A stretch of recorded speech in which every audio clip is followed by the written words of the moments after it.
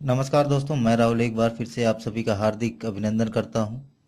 दोस्तों, आज मैं आपको बताऊंगा बद्रीनाथ और केदारनाथ से जुड़ी एक भविष्यवाणी, जिसे सुनकर आप हो जाएंगे हैरान। पर इससे पहले मित्रों, अगर आपने हमारा चैनल सब्सक्राइब नहीं किया है तो प्लीज़ कर लीजिए मित्रों, क्योंकि ये बिल्कुल निःशुल्क है, बिल्कुल फ्री है। दोस्तों, इसके लिए आपको कोई भी चार्ज या शुल्क नहीं देना होता। और इसका एक फायदा यह भी है कि मैं जब भी अपने YouTube चैनल पर ऐसा रोचक तथ्य या पौराणिक कथा अपलोड करूंगा तो ये सर्वप्रथम आपके पास पहुंचती है मित्रों, बिना किसी रुकावट या व्यवधान के। तो दोस्तों, अगर आपने अभी तक हमारा चैनल सब्सक्राइब नहीं किया है तो प्लीज कर लो मित्रों। आइए दोस्तों, जानते हैं इस कथा के बारे में। दोस्तों, बद्रीनाथ की कथा अनुसार सतयुग में देवताओं, ऋषि मुनियों एवं साधारण मनुष्यों को भी भगवान विष्णु के साक्षात दर्शन प्राप्त होते थे। इसके बाद आया त्रेता युग। इस युग में भगवान सिर्फ देवताओं और ऋषियों को ही दर्शन देते थे। लेकिन द्वापर युग में भगवान विलीन हो गए। इनके स्थान पर एक विग्रह प्रकट हुआ। ऋषि मुनियों और मनुष्यों को साधारण विग्रह से संतुष्ट होना पड़ा।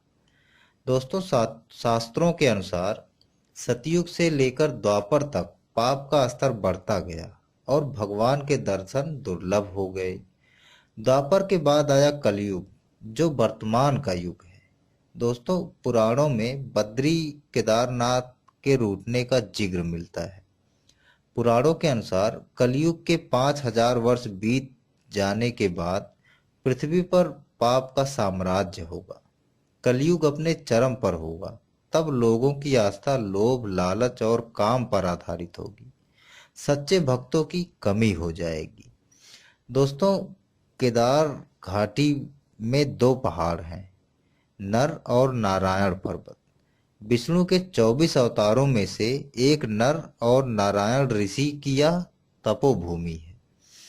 उनके तप से प्रसन्न होकर केदारनाथ में शिव प्रकट हुए थे। माना जाता है कि जिस दिन नर और नारायण पर्वत आपस में मिल जाएंगे, बद्रीनाथ का मार्ग पूरी तरह बंद हो जाएगा। भक्त बद्रीनाथ के दर्शन नहीं कर पाएंगे। पुराणों के अनुसार आने वाले कुछ वर्षों में वर्तमान बद्रीनाथ धाम और केदारेश्वर धाम लुप्त हो जाएंगे और वर्षों बाद भविष्य बद्री नामक नए तीर्थ का उद्गम होगा। दोस्तों, उत्तराखंड में आई प्राकृतिक आपदा इस बात की ओर इशारा करती है कि मनुष्य ने विकास के नाम पर तीर्थों को विनाश की ओर धकेला है और तीर्थों को पर्यटन की जगह समझकर मौज मस्ती करने का स्थान समझा है।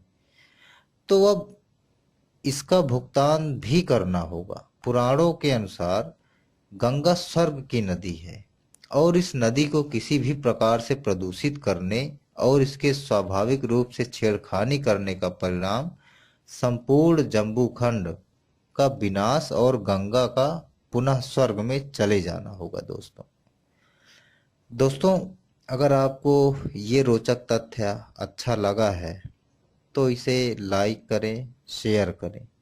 और आपके सुझावों की तो बहुत ज़्यादा आवश्यकता है मित्रों। हो सके तो हमें सुझाव हमारे कमेंट बॉक्स में ज़रूर बताएं।